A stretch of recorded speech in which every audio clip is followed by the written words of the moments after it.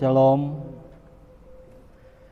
rekan-rekan pemuda yang dikasihi dan diberkati Tuhan.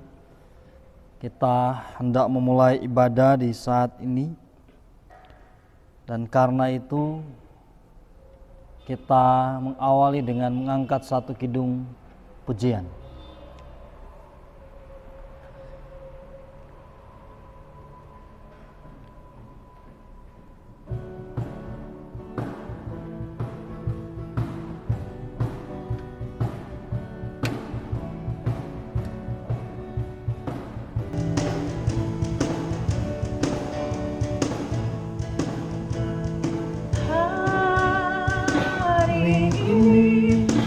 Rasa bahagia berkumpul bersama saudara seiman. Tuhan Yesus telah satukan kita tanpa memandang di antara kita.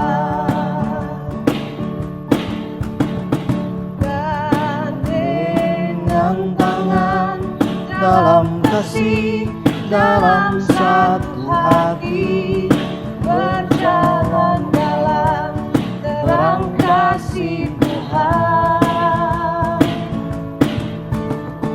Kau saudaraku dan kau sahabatku, tiada yang dapat memisahkan kita. Mari kita berdoa. Ya Tuhan Allah di dalam Yesus Kristus, dengan segala puji syukur kembali kami datang menghadap Engkau, karena Engkaulah Tuhan Allah, pemilik kehidupan kami di dalam Yesus Kristus, yang selalu menyertai menaungi kami dengan kasih-Mu. Inilah kami ya Tuhan, sebagai pemuda, pemudi, komisi pemuda Jemaat Immanuel Walian bersama dengan seluruh pemuda-pemudi yang ada. Kami rindu lagi untuk mau beribadah kepadamu Tuhan. Kami rindu lagi untuk mau berjumpa dengan Engkau. Karena itu ya Tuhan Allah, di dalam Yesus Kristus, di tengah-tengah kami harus berhadap-hadapan dengan pandemi COVID-19. Ada begitu banyak keterbatasan yang harus kami alami dengan protokol kesehatan yang ada. Tetapi kami tahu Tuhan, ketika harus datang menghadap Engkau, kami harus mengalahkan segala keterbatasan ini. Karena tidak ada yang dapat menghalangi kami untuk mau selalu berjumpa dengan Engkau ya Tuhan Allah di dalam Yesus Kristus. Sehingga kami sungguh meyakini bahwa persekutuan ibadah kami ada dalam penyertaan dan perlindungan kasih Tuhan. Dan di kesempatan ini juga ya Tuhan Allah di dalam Yesus Kristus, kami berdoa bahwa sebagai anak-anak-Mu, di tengah-tengah kehidupan pribadi kami, keluarga kami, dalam pergaulan bahkan juga dalam kehidupan persekutuan, kami sungguh menyadari bahwa tidak ada yang sempurna bagi kami semua. Memungkinkan kami semua untuk melakukan salah dan dosa, melanggar apa yang sesungguhnya menjadi perintah ketetapan Tuhan, oleh karena kehidupan kami di dunia ini. Karena itu kami mohon selalu ada dalam tuntunan dan penyertaan-Mu ya Tuhan Allah di dalam Yesus Kristus. Tolong kami, kuasai hati dan pikiran kami ya Tuhan. Tuntun perjalanan hidup kami supaya kami hidup menurut apa yang Engkau kehendaki. Dijauhkan dari setiap perbuatan salah dan dosa yang sesungguhnya tidak berkenan dan tidak mendatangkan berkat yang berasal daripada-Mu. Ampuni kami Tuhan, baharui kehidupan kami. Dan karena itu pun saat ini kami hendak mau membaca, mendengar, bahkan merenungkan akan sabda firman-Mu. Tolong kami Tuhan, berkati kami, kuasai hati dan pikiran kami dengan Roh-Mu yang kudus. Mampukan kami untuk boleh memahami dan memaknai kebenaran firman-Mu. Ini kami yang berdoa kepadamu Tuhan. Dalam nama-Mu yang kudus kami berdoa. Amin. Kita lakukan siapkan hatiku.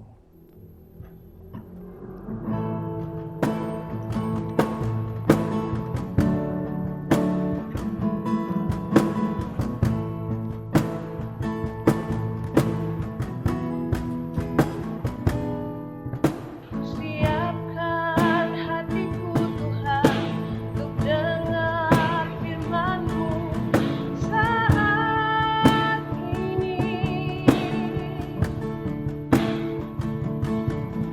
Sujud menyembah-Mu Tuhan, masuk hadirat-Mu saat ini. Curahkan urapan-Mu Tuhan bagi jemaat-Mu.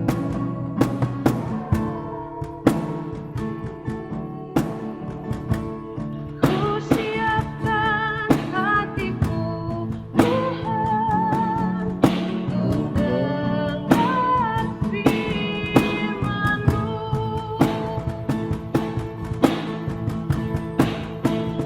Firman-Mu Tuhan, penolong hidupku.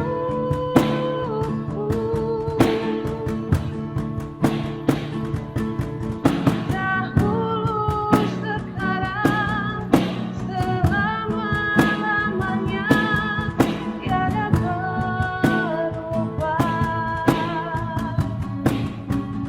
Firman-Mu Tuhan, penolong hidupku. Ku siapkan hatiku Tuhan untuk dengar firman-Mu.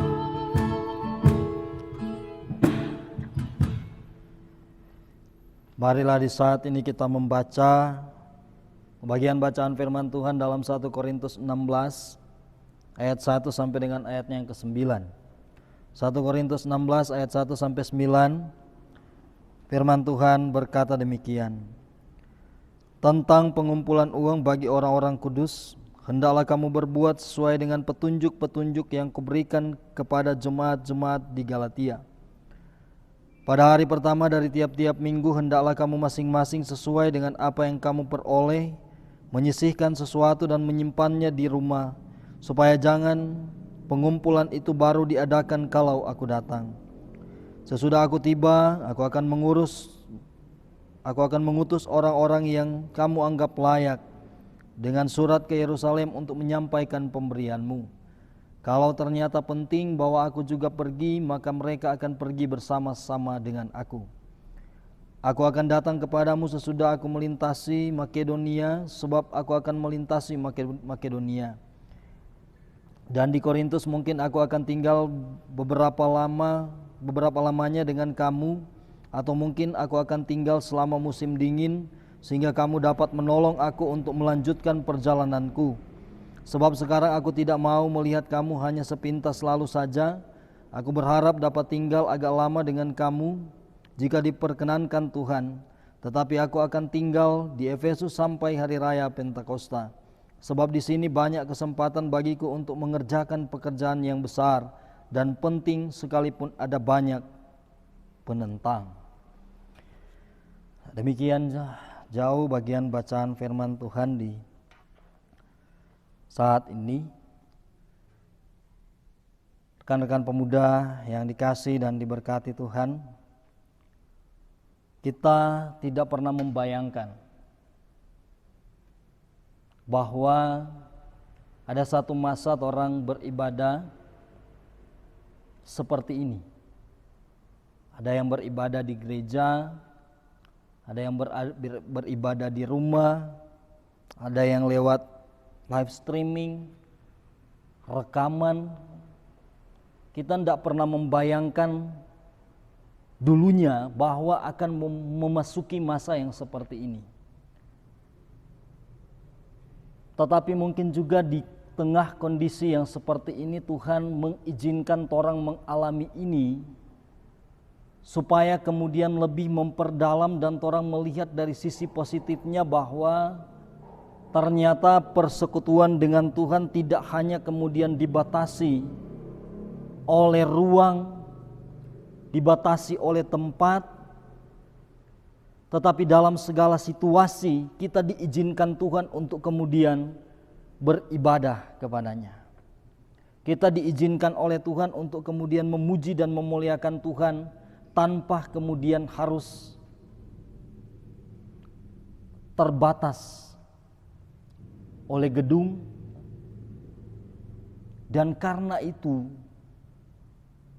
justru kemudian lewat kejadian ini, lewat peristiwa ini, torang diajak oleh Tuhan untuk kemudian merenungkan lebih dalam lagi bagaimana kehidupan dan keintiman torang dengan Tuhan Allah di dalam Yesus Kristus. Apa yang kemudian digambarkan oleh Rasul Paulus dalam bacaan kita sesungguhnya juga kemudian memberikan penegasan bahwa perjuangan untuk kemudian memenangkan keselamatan yang dianugerahkan oleh Tuhan Allah di dalam Yesus Kristus memang bukanlah hal yang mudah. Karena Rasul Paulus ditugaskan untuk kemudian melayani orang-orang yang keras dalam pendirian, adat dan tradisi. Orang-orang Yahudi, kita membayangkan mereka menentang dan tidak mengakui kehadiran dari Tuhan Yesus, dan di kondisi inilah kemudian Rasul Paulus harus menyampaikan Injil termasuk di dalamnya kepada jemaat-jemaat yang ada dalam pelayanan di wilayah Makedonia. Kalau dalam kondisi seperti ini pun dijelaskan bahwa luar biasa DP susah. Karena ternyata misi pelayanan dari Rasul Paulus untuk kemudian mengingatkan tuh orang-orang di Korintus supaya dalam segala situasi ketika orang susah pun harus mengingat untuk kemudian menolong dan membantu orang lain. Kalau bahasa firman bilang tuh orang-orang kudus yang ada di Yerusalem. Nah, orang-orang kudus yang dimaksudkan Rasul Paulus di sini bicara tentang semua orang Kristen, semua orang percaya, semua orang beriman, termasuk di dalamnya orang-orang muda yang hidup di masa itu. Sekalipun Rasul Paulus tahu bahwa tidak semua orang bisa menerima dia, tidak semua orang bisa menerima pelayanan Rasul Paulus, sehingga dia katakan bahwa ketika dia mau sampai di Korintus pun dia yakin bahwa ada orang yang tidak setuju, yang kemudian pasti akan menghambat dan menentang pelayanannya, termasuk di dalamnya upaya untuk kemudian mengingatkan orang-orang di Korintus untuk saling membantu, saling menolong satu dengan yang lain. Tidak segampang itu bisa diterima oleh orang-orang di Korintus. Kenapa demikian? Karena Korintus ini juga masuk dalam kota atau tempat kota besar sebenarnya, kan? Kota pelabuhan. Berbagai macam orang kemudian terkumpul di sana. Karakter sifat orang pun kemudian baku dapa di satu tempat ini. Ada mungkin yang bisa dengan mudah untuk menerima kehadiran Yesus, tapi ada juga mungkin yang dalam pertimbangan mereka lebih memikirkan segi ekonominya. Ada yang kemudian serta-merta mengatakan bahwa dorang tidak bisa percaya Yesus. Tantangan terberatnya ada di sini. Karena itu kemudian juga pertanyaannya ialah apakah kemudian Paulus mundur? Ternyata dalam bagian bacaan ini dia katakan bahwa dia tidak akan pernah mundur selangkah pun. Karena itu kemudian dia punya motivasi iman bahwa kalau kita soal melayani di Makedonia, kita pasti akan mau singgah di Korintus dan tidak akan pernah kemudian mundur. Bahkan dia bilang dia mesti mau tinggal di Korintus ini dalam situasi seperti apapun di sana. Dia mau terus kemudian melayani jemaat di Korintus. Nah, ini hal yang luar biasa. Yang kemudian menjadi penting di sini ialah bagi orang sebagai orang muda, kita kemudian diajak oleh Tuhan untuk menjadi orang muda yang smart, orang muda yang diberkati, orang muda yang punya jiwa pejuang, orang muda yang tidak kemudian mudah untuk berputus asa, jadi orang muda yang kemudian tidak mudah untuk terpengaruh dengan kehidupan dunia, jadi orang muda yang kemudian selalu melihat sisi baik di setiap tantangan dan pergumulan hidup yang orang alami. Jadi orang muda yang kemudian selalu melihat dalam iman bahwa kehidupan ke depan ada dalam penyertaan dan rancangan Tuhan. Jadi anak muda atau jadi orang muda Kristen yang kemudian punya karakter iman untuk mau bertahan, untuk mau kemudian berjuang, bahkan mempertaruhkan hidup ini untuk Tuhan. Ini yang jadi hal yang luar biasa, yang istimewa, yang kemudian diinginkan oleh Rasul Paulus. Kalau di masa itu kita mau bayangkan keterbatasan Paulus, kan mau keliling ini Makedonia ini dengan kendaraan yang seadanya, kan, mau menyampaikan Injil dengan cara yang terbatas.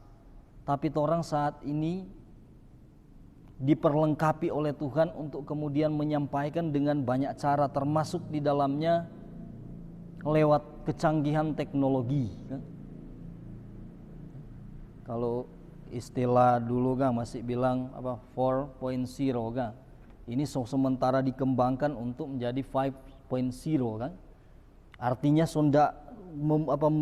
semakin kecil kemungkinan orang untuk tidak kemudian beradaptasi dengan teknologi yang sebenarnya memungkinkan orang untuk mudah mau beribadah kepada Tuhan, mudah untuk kemudian mengenal lebih dalam lagi tentang Tuhan Allah di dalam Yesus Kristus.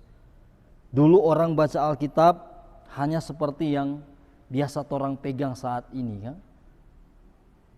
Tapi untuk momen-momen yang tertentu, di kesempatan ini teknologi menyediakan itu, di HP pun ada Alkitab. Bahkan semua aplikasi yang menyangkut tentang menguatkan iman percaya kita itu ada di Alkitab.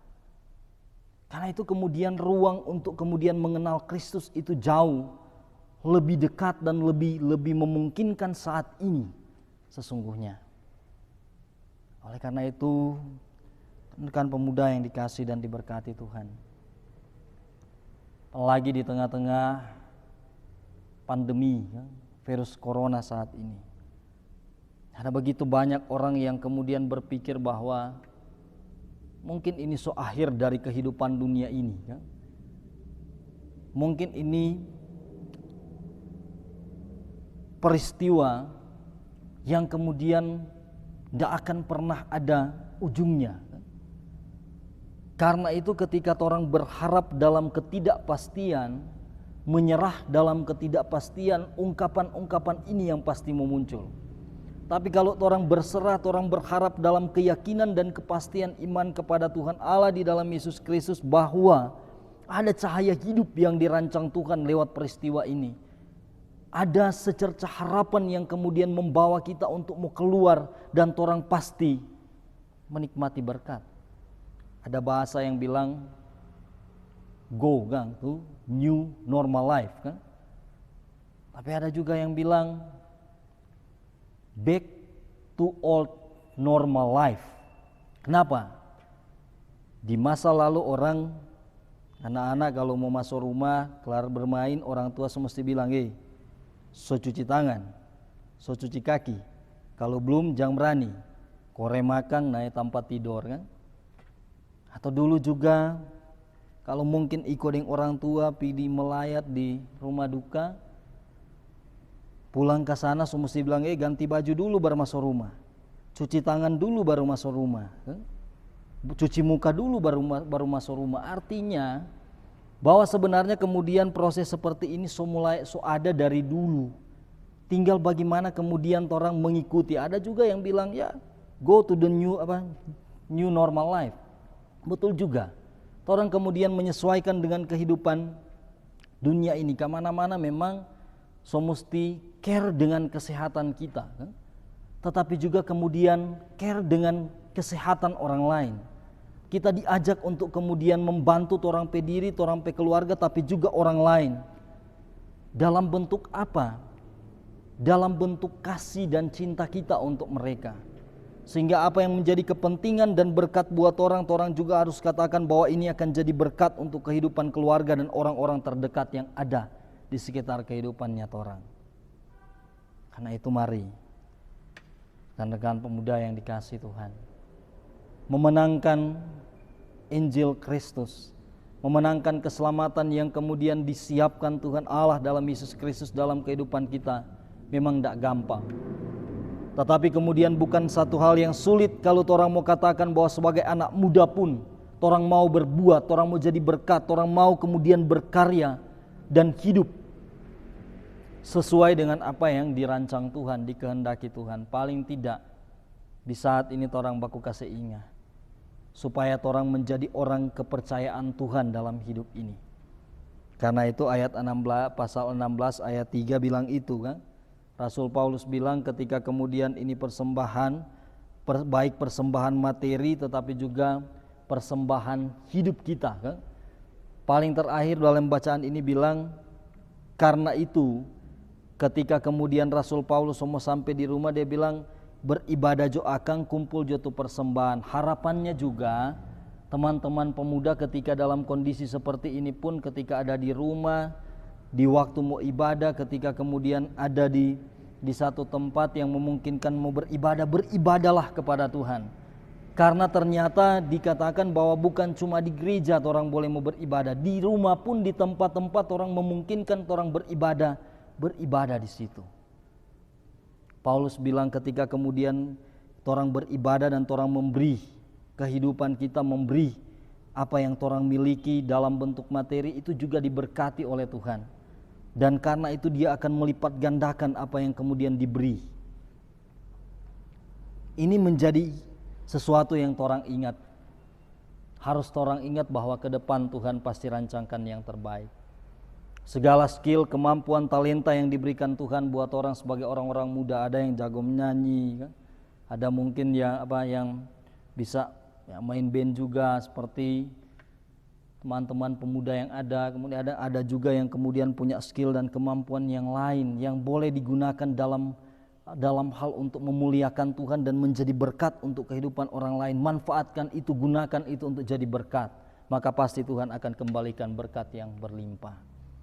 Selamat menikmati kehidupan, tetapi juga selamat berjuang untuk menjadi pejuang-pejuang Kristus, jadi anak muda yang jadi kebanggaan Tuhan, tetapi juga yang terus menjadi alat berkat Tuhan. Dimanapun mau pergi dan berada, yakin Tuhan akan selalu menolong dan menyertai.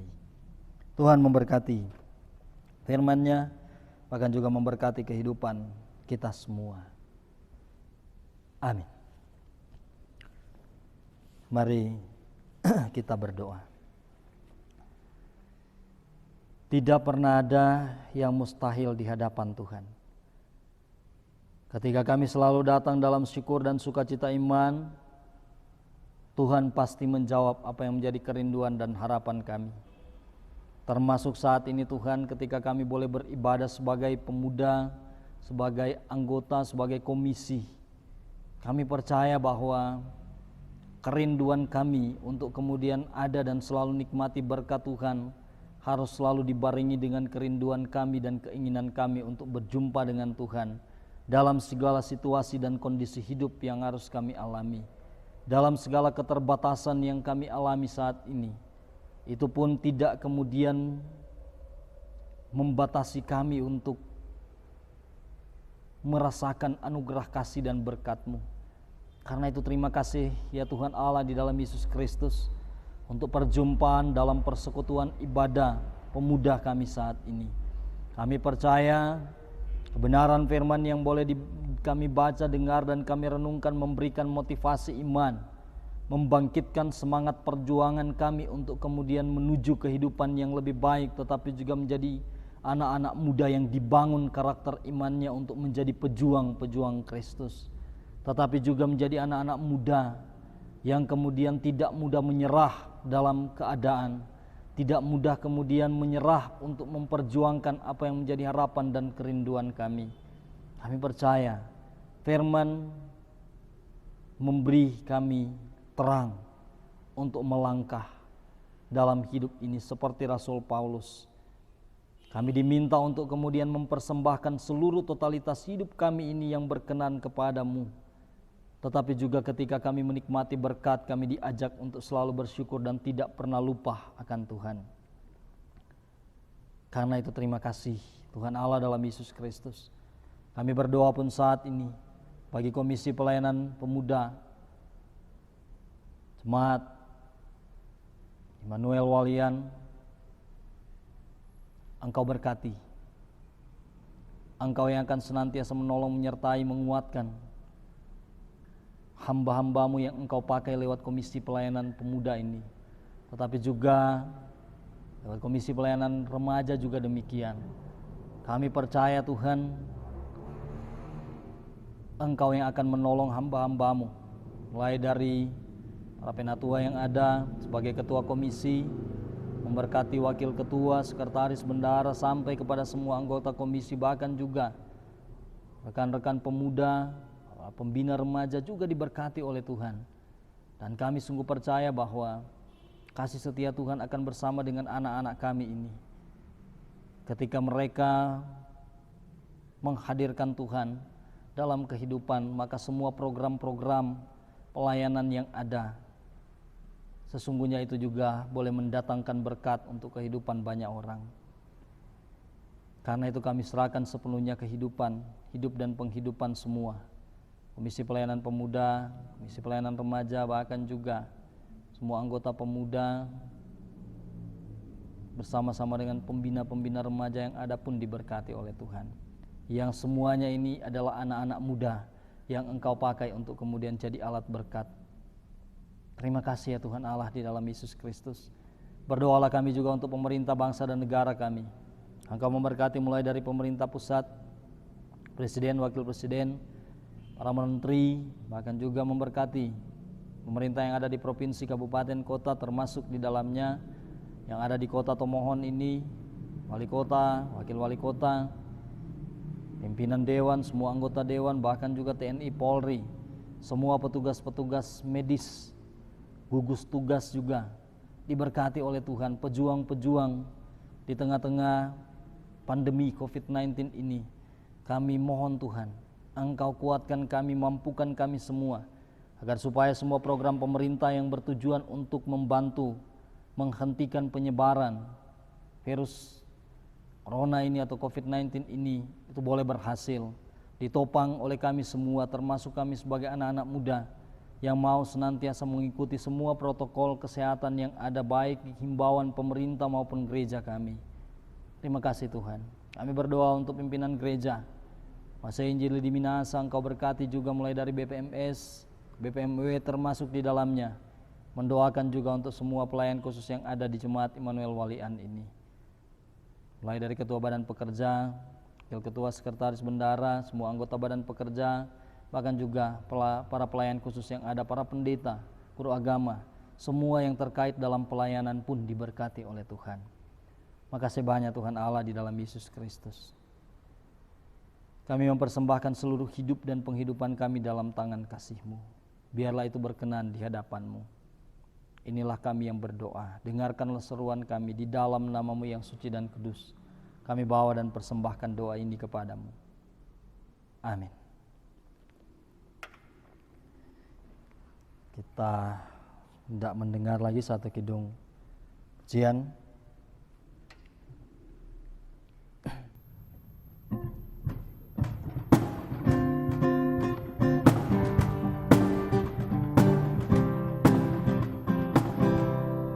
Aku ingin selalu berada di hadirat-Mu. Aku ingin selalu berlindung dalam naungan-Mu. Di bawah kepak sayap-Mu, Kau bawaku terbang tinggi, melintas di langit biru.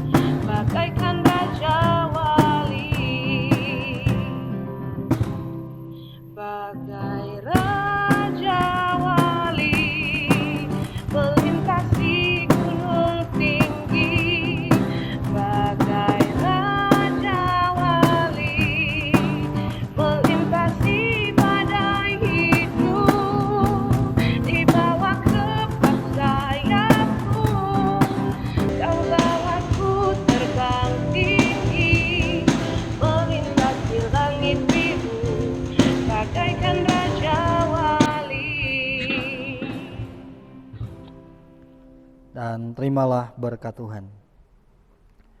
Kasih karunia dan damai sejahtera dari Tuhan Allah di dalam Yesus Kristus akan senantiasa menyertai hidup dan penghidupan kita sekalian, saat ini, esok, dan sampai selama-lamanya. Amin. Amin.